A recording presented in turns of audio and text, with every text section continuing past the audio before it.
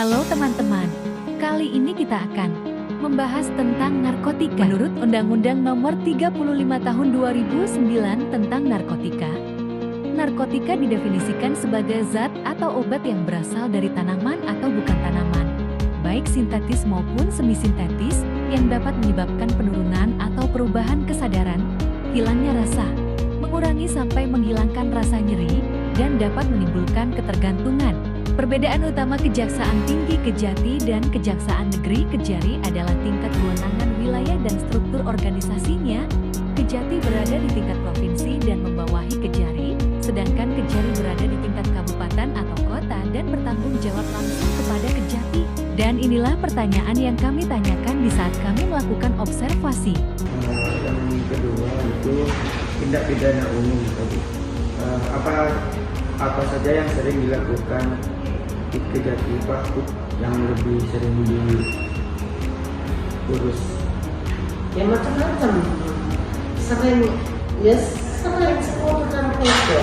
Kalau perkara keluarga itu macam-macam, lebih luas daripada di kejaksaan. Keluarga itu lebih varian penangkapannya. Jadi perkara kayak yang mempunyai kayak tidak pidana kekerasan, pengawalan, terus perkara dia perkara itu sih Kalau yang lebih sering diterima semua macam-macam variasi. Jaksa satu persatu itu berganti yang menangani ya narkotika, ya gelapan penipuan, ya pertahanan.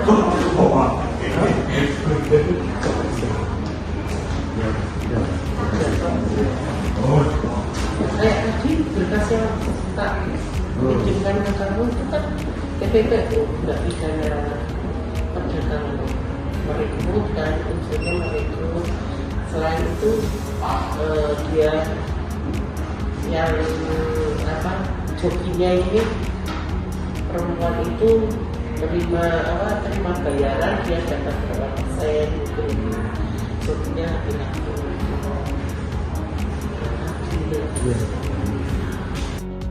Setelah tahap penyidikan dan penuntutan tahap 1, perkara narkotika yang telah lengkap berkasnya P21 akan memasuki proses persidangan di pengadilan atau yang dikenal sebagai tahap kedua, yaitu pertama, pelimpahan terdakwa dan barang bukti ke pengadilan. Jaksa membawa terdakwa dari tahanan dan menyerahkan barang bukti ke pengadilan negeri. 2. Pembacaan dakwaan oleh jaksa penuntut umum JPU. Dakwaan disusun berdasarkan hasil penyidikan dan bukti yang tersedia. 3. Sepsi atau pembelaan awal opsional. Penasihat hukum dapat mengajukan keberatan atas dakwaan, misalnya terkait formil dakwaan. 4. Pemeriksaan saksi dan barang bukti. Saksi penuntut umum. B. Saksi meringankan jika ada. C. Pemeriksaan barang bukti narkotika, alat timbang, komunikasi, uang, dan lain-lain. 5. Pembelaan terdakwa pledoi diajukan oleh penasihat hukum, bisa berupa argumen hukum dan permohonan keringanan. 6. Replik dan duplik jika perlu. A. Replik, tanggapan jaksa atas pledoi. B. Duplik, tanggapan penasihat hukum.